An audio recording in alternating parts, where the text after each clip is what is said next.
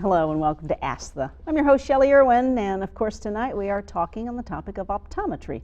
So call in with those questions and comments, get that free advice. Numbers will be at the bottom of the screen. Joining us tonight are Dr. Gary Anderson. Dr. Anderson, good evening to you. And good evening. Dr. Patrick Holzer, glad you are back as well. Ask the optometrist. How do optometrists spend their days, Dr. Holzer? Well, we do primary eye care. Optometrists are the primary eye care providers. So we do eye health examinations. We also do refractions or vision tests for glasses, and we're the primary fitters of contact lenses. So do lots of contact lens exams. Primary eye care, for eye health things, we see patients who are diabetic to screen for any problems there. People with conditions like macular degeneration, also glaucoma. So we're kind of the primary eye care providers, and the ophthalmologists are the ones who do surgery. So if we find the need that they ever need surgery, we can send them along to the ophthalmologist for those type of things.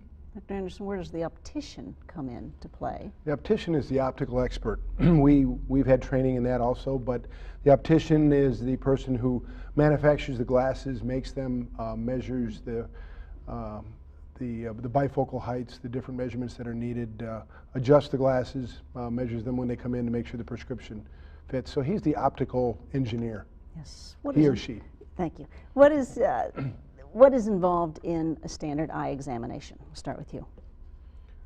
Thorough case history of the patient, their health history, their visual problems if they're having any, what they do with their eyes. We all do different things. Some of the activities that they use. Are they at the computer all day long? Are they out driving a truck? Their recreational activities. So really how they use their eyes tells us a lot when we go to prescribe the final prescription for them, whether we're giving them glasses or contact lenses or a combination of both. Then an evaluation of the visual system, how their eyes work, the refractive error, what it takes to focus their eyes, and like Dr. Holzer said, then the eye health. We can tell more than just the health of the eye. We can often tell a lot of the health of the body, high blood pressure, diabetes. Many conditions can show up in the eye before they really show up in other parts because we're actually looking at the blood vessels as the blood flows through the blood vessels. Yeah. At what point, I think even at birth, one checks eyesight? Oh yeah, it's recommended by the American Optometric Association to have kids have their first assessment or vision exam and eye health exam during the first year of life. And then if no problems are found, then, again at preschool, and then, again right before they start kindergarten. If there's any problems or concerns, we can, treat them accordingly. One of the big things we're looking for with young kids is something called amblyopia, or lazy eye. If that's caught early, then we can prevent any permanent vision loss. If we don't catch that early, kids, their vision cannot develop as strong in one eye versus the other, and it takes a lot longer to correct that once they're through their critical period of development. We're not born with perfect vision. Our brain actually develops a connection to those eyes, and it might develop a stronger connection to one eye if it sees better versus the other eye if it doesn't see quite as well for whatever reason. We've seen, you probably have seen some kids who have an eye that turns in or turns out. That can be one reason, but also if there's a large prescription in that eye that's not corrected, we can catch that early and get the right correction on the child and really help them out throughout the rest of their life. What is it that causes nearsighted? Why did I need glasses at age 12? Heredity is a large part of it. Your family history and your environment. Our eyes are a result of both of those. So doing a lot of reading in countries that are more literate, we have more nearsighted people. The muscles in the eye have to focus, the ciliary muscles. And when you're doing a lot of reading and not looking up often enough to relax, those muscles stay contracted a little and the progression of nearsightedness accelerates. And also the physical size of the eye. A bigger eye tends to be nearsighted because it has a longer axis. So heredity and environment. Farsightedness then? Same reason, but the opposite. It tends to be a smaller eye. And we go to other countries to do mission trips. We see more farsighted people. They don't do as much close work, as much reading. So it's more a result of heredity. Dr. Holzer, how are we doing on the fight against macular degeneration? Well, good. There's actually a lot going on in that area as far as treatments right now. Macular degeneration is one of those tough things. It's an aging change, usually later on in life, and 5-10 years ago we didn't have treatments for it. Now we can gain some of the vision back that's been lost. There's lots and lots of research, especially in the nutrition area. We think that some nutrition deficiencies could be some of the causes of that. But one of the big things that we can do nowadays is, for folks, younger, is to wear sunglasses or UV protection. We think that's also a contributing factor. So if you wear that now, that's going to block out some of those harmful UV rays so we don't accumulate as much over our lifetimes. What does one look for in a pair of sunglasses? UV absorption. Style doesn't have any effect on what the lens absorbs, but ultraviolet A and B.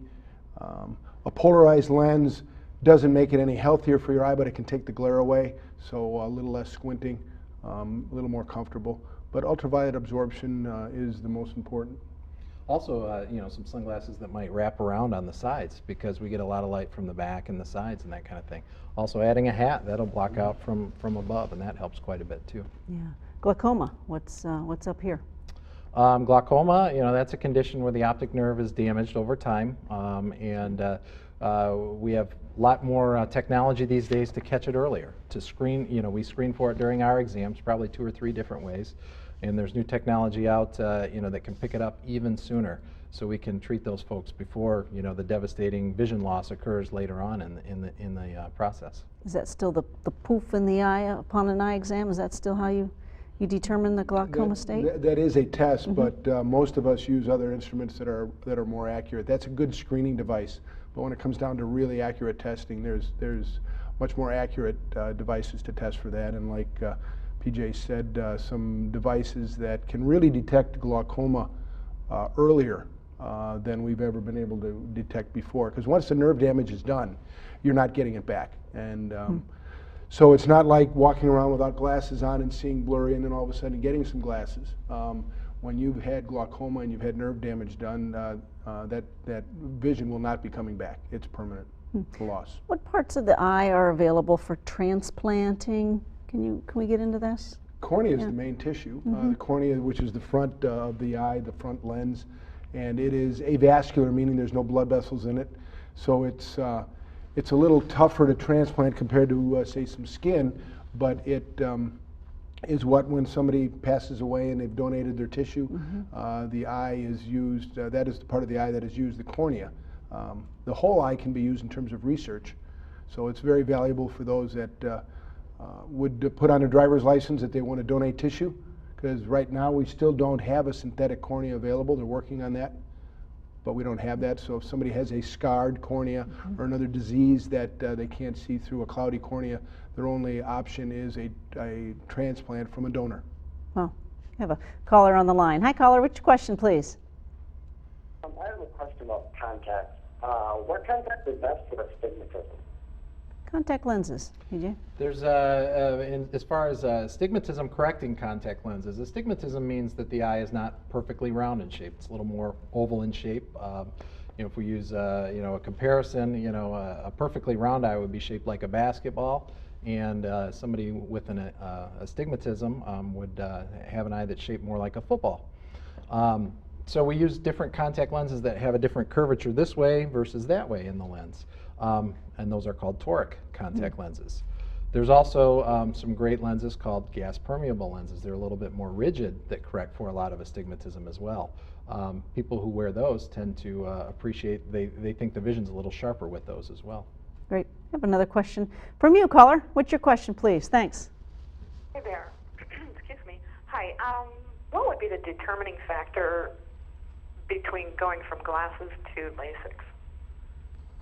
Gosh, it's very individual, and it depends on the patient and your desire. If you're wearing glasses full time and you're tired of wearing glasses, and especially if you've had difficulty wearing contact lenses, you're very motivated to not have your glasses on. So once you have an evaluation, there's determining factors, whether your cornea, the front of the eye, is thick enough, and the shape of the cornea, how curved it is, or how flat or non-curved it is.